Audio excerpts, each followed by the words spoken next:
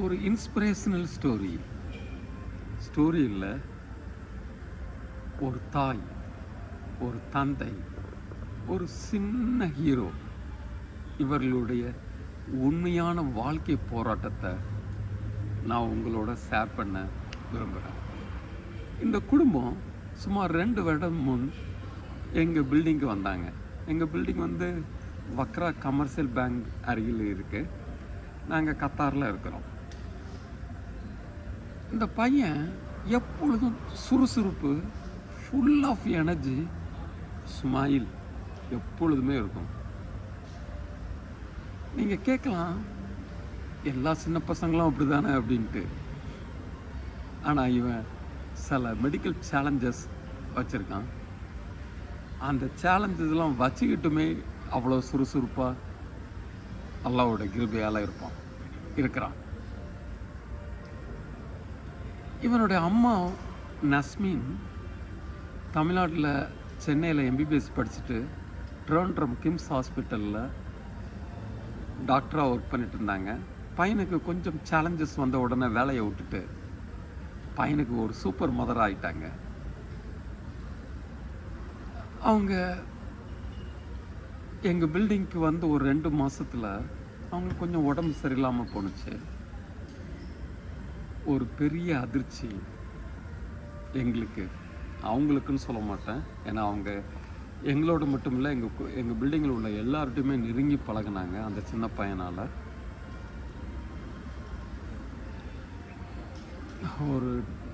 அவங்களுக்கு medical checkup பண்ணும்போது ஒரு பெரிய இடியை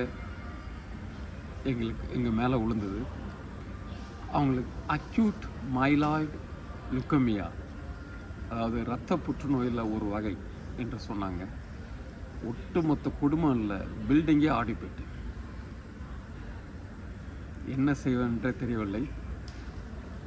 அவங்கள உடனடியாக கத்தார் அரசாங்க மருத்துவமனை ருமேலா ஹாஸ்பிட்டல், ரொம்ப famous hospital for cancer treatment, அங்கே அவங்கள அட்மிட் பண்ணோம். ஹாஸ்பிட்டல் பெட்டில் இருந்துக்கிட்டு அவங்க ஹஸ்பண்டுக்கு பையனை எப்படி கேர் பண்ணணும் அதை வீடியோ கால் மூலமாக ஒவ்வொரு நிமிஷமும் சொல்லிக்கிட்டு இருந்தாங்க. அவங்களோட மன வலிமை அளவிட முடியாது. அவங்க கணவன் அனீஸ் பாய், அவர் படுற சேலஞ்சஸ் வார்த்தையால் சொல்ல முடியாது. ஒரு பக்கம் மனைவியின் நோய், மற்றொரு பக்கம் பையனுக்கு சம் சேலஞ்சஸ். இந்த ரெண்டுத்துக்கும் இடையில அவருடைய ரெகுலர் வேலையை குடும்பத்துக்காக பார்த்துட்ருக்கணும். ஓய்வே இல்லாமல் உழைக்கிறாரு. நம்மளெல்லாம் யாரேனும் ஒரு நாள் கூட அவர் சொல்கிறத, அவர் செய்கிறத, இல்லை அவருடைய சுச்சுவேஷனில் இருக்கவே முடியாது. ஏன்னா எல்லாமே என்ன நடக்க போகுதுன்னே தெரியாது. அந்த இடத்துலையும் அவர் அடுத்து என்ன செய்யணும்னு செஞ்சுக்கிட்டே இருப்பார். ஒரு நாள் என்ன, நம்மளால் ஒரு மணி நேரம் கூட அவருடைய சூழ்நிலையில் வாழ முடியாது. ஆனால் அவர் அதை ஒரு இறைவன் கொடுத்த ஒரு சவாலாக ஒவ்வொரு நேரமும் செய்வார். நான் அவர்கிட்ட அடிக்கடி கேட்பேன், எப்படி பண்ணுறீங்க பாய் அப்படின்னு. ஒவ்வொரு நேரமும் இது இறைவன் கொடுத்துட்டான், நான் இதை செஞ்சிட்ருப்பேன் அப்படின்னு போராடி சந்தோஷமாக நம்பிக்கையாக அவங்க பண்ணிக்கிட்டே இருப்பார். அவங்க 3 பேர்கிட்ட ஒரு விஷயம் நான் நோட்டீஸ் பண்ணியிருக்கேன். எப்பொழுதுமே இறை நம்பிக்கை விட்டது கிடையாது. எப்பொழுதும் ஒய் டு மீ கேட்டதே கிடையாது. நான் 2 வருடம் அவங்களுடைய எல்லா நாட்களும் அவங்களோட நான் உரையாடி இருக்கேன். எல்லா சந்தர்ப்பத்திலையும் உரையாடி இருக்கேன். அடுத்து என்ன பண்ணணும், எப்படி குணப்படுத்தணும், எப்படி அடுத்த ஸ்டேஜ் ஃபியூச்சரை பெருசாக நினச்சிக்கிட்டே இருப்பாங்க. ஆனால் ஏன் நடந்தது, என்ன ஆயிருமோ அப்படிலாம் பயம் அவங்கள்ட்ட கிடையவே கிடையாது. இதெல்லாம் எனக்கு ஒரு இன்ஸ்பிரேஷன் இவங்களுடைய வாழ்க்கைகள். ருமேலா ஹாஸ்பிட்டலில் பெஸ்ட் ட்ரீட்மெண்ட்டுக்கு கொடுக்கப்பட்டன. துரதிர்ஷ்டவசமாக நோய் க்யூர் ஆகலை. கடந்த 6 மாதமாக ரிலாப்ஸ்டு stage.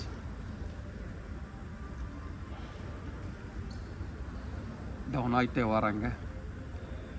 Doctors stem cell transplantation is the only option சொல்லிட்டாங்க. நாங்கள் எங்கள் உறவினர்கள், அதாவது அவர்களோட உறவினர்கள் எல்லாரையும் செக் பண்ணோம். ஒன்றும் மேட்ச் ஆகலை. இந்தியாவில் உள்ள எல்லா ஸ்டெம் செல் டோனார் ரெஜிஸ்ட்ரியும் செக் செய்தோம். எந்த டோனாரும் மேட்ச் ஆகலை. On July 9, 2026 doctors final advice சொல்லிட்டாங்க, இதுக்கு மேலே வெயிட் பண்ண முடியாது, ஸ்டெம் செல் டிரான்ஸ்பிளான்டேஷன் இம்மிடியட்டாக பண்ணி ஆகணும்ட்டு. இப்போ அந்த குடும்பம் இந்தியாவுக்கு வரப்போகிறது to find the perfect match. அந்த பெர்ஃபெக்ட் மேட்ச் எங்கோ யாரோ இருக்கலாம். இந்த கதையினுடைய ஹீரோ ஆர் ஹீரோயின் யார் தெரியுமா?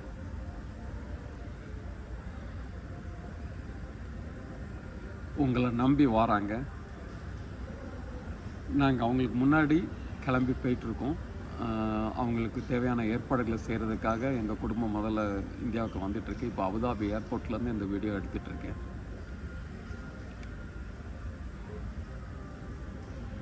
மக்களுக்கு ஸ்டெம் செல் டொனேஷன்னா ஏதோ ஒரு பெரிய விஷயம் நினைப்பாங்க. பெரிய விஷயம்லாம் இல்லை, ரொம்ப சின்ன விஷயம். லைக் பிளட் டொனேஷன் மாதிரி தான். இது ஒரு அவுட் பேஷண்ட் ப்ரொசீஜர். ஒரு 3 to 5 ஹவர்ஸில் முடிஞ்சிடும். டொனேஷன் கொடுத்த அன்றைக்கே டோனர் வீட்டுக்கு போய் சகஜ வாழ்க்கையை தொடரலாம். இன்னொரு மிஸ்கன்செப்ஷன் உண்டு, பேஷண்ட்டோட பிளட் குரூப்பும் டோனரோட பிளட் குரூப்பும் சேமாக இருக்கணுன்ட்டு. அப்படிலாம் அவசியமே இல்லை. ஆனால் எது முக்கியம்னா HLA மேட்ச் முக்கியம். அதாவது ஒரு ஸ்பெஷல் டைப் ஆஃப் டிஷ்யூ அது பொறுத்தான் இருக்கணும். ஆனால் அரிதிலும் அரிது HLA மேட்ச் கிடைக்கிறது. நம்ம எல்லோரும் ஒன்று சேர்ந்தால் அரிது இல்லை, உறுதியாக அவங்களுக்கு கிடச்சிரும். இந்த வீடியோவை பார்க்குறவங்க, இந்த விஷயத்தை கேள்விப்படுறவங்க எல்லாருமே தயவுசெய்து ஸ்டெம் செல் டோனாரில் ரெஜிஸ்டர் பண்ணுங்கள். தத்ரிங்கிற ஒரு பெரிய ஸ்டெம் செல் டோனார் ரெஜிஸ்ட்ரி சென்னையில் இருக்குது. அதனுடைய ஃபோன் நம்பர், வெப்சைட் நான் கமெண்ட் பாக்ஸில் கொடுத்துருக்கேன். வெப்சைட் வந்து https://datri.org/register-now. நீங்கள் அதில் ரெஜிஸ்டர் பண்ணுங்கள். அதில் இருக்கிற ஃபார்மை ஃபில்அப் பண்ணுங்கள்.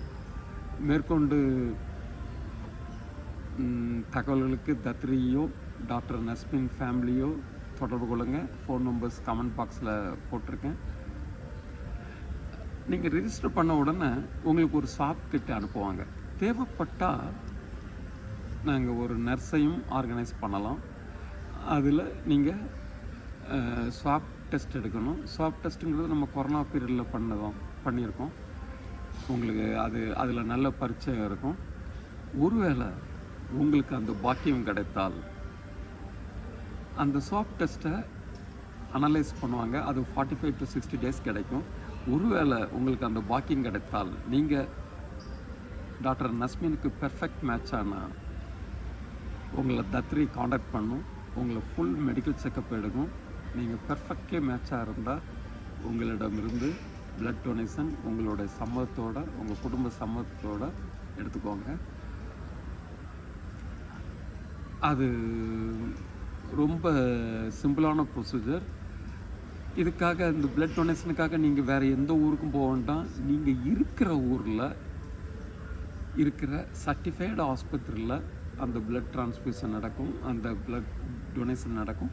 அங்கேருந்து ஸ்டெம் செல்ஸை தத்ரி will safely transport to the patient. சரிங்களா? நீங்கள் இதனால் ஒரு ஊர்லேருந்து, நீங்கள் எந்த ஊரில் இருந்தும் ரெஜிஸ்டர் பண்ணலாம். நீங்கள் இதனால் ஒரு ஊர்லேருந்து இன்னொரு ஊருக்கு வர வேண்டிய அவசியம் இல்லை. நம்ம எல்லாருமே பிஸி லைஃப். நமக்கு டொனேஷன் பண்ணணும்னு ஒரு எண்ணம் இருக்கும்.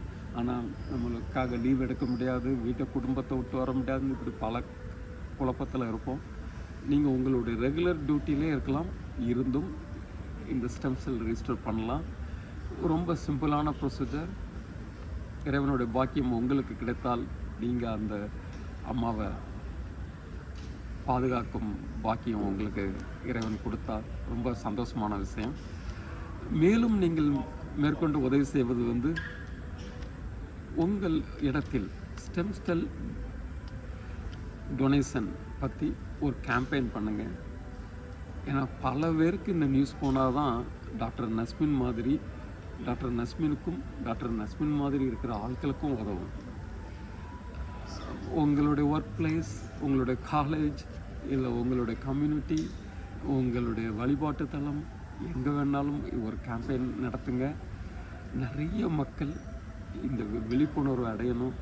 டாக்டர் நஸ்மினுக்கும் நஸ்மினை போன்று இருக்கும் பலருக்கும் இது ஒரு வாழ்க்கையில் 2வது வாய்ப்பு கொடுக்கணும். பாரதியார் சொல்லியிருக்காரு, தனி ஒரு மனிதனுக்கு உணவில்லை எனில் ஜகத்தினை அழித்து விடுவோம் பாரு. நான் இவங்க கூடலாம் இருந்து நான் ஒரு விஷயம் கற்றுக்கிட்டேன். தனி ஒரு மனிதனுக்கு நோய் எனில் ஜகத்தில் உள்ள அத்தனை பேரும் ஒன்று சேரணும். ஒன்று சேர்ந்து அந்த நோயை அழித்திடணும். ஒரு ஆளுக்கு நோய் வந்தால் அது அந்த ஆளுடைய பொறுப்போ அந்த குடும்பத்துடைய பொறுப்போ கிடையாது. அவங்களை சுற்றி இருக்கிற அத்தனை பேருடைய பொறுப்பு. அந்த நோயை ஆளியை குணப்படுத்துறதுக்கு உண்டான எல்லா சேவைகளையும் செய்வது நமது அனைவருடைய பொறுப்பு. Heroes are not born with super powers. Heroes ஒரு ordinary people, but they take one compassionate decision. உங்களின் ஒரு கருணையான முடிவு டாக்டர் நஸ்மினுக்கும் அந்த குழந்தைக்கும் அந்த பாடுபடும் அந்த தந்தைக்கும் ஒரு பெரிய வழியாக, ஒரு பெரிய வாய்ப்பாக இருக்கும் மற்றொரு வாழ்க்கைக்கு. அவங்க உலகத்தில் உள்ள அத்தனை பேரையும் நம்பியிருக்காங்க. இது நம்மளுடைய பொறுப்பு, இது நம்மளுடைய கடமை. அடுத்து அவங்கள பாதுகாக்க வேண்டியது நம்மளுடைய கடமை. டாக்டர் நஸ்மினுக்கு பெர்ஃபெக்ட் மேட்ச் கிடைக்க போகுது. அது உங்களால் இல்லைன்னா உங்கள் மூலமாக இன்னொரு ஆளாக. உங்களுடைய மேலான செயல்களை எப்பொழுதும் முழு நம்பிக்கையோட நஸ்மினும் நாங்களும் வெயிட் பண்ணிகிட்ருக்கோம். நன்றி.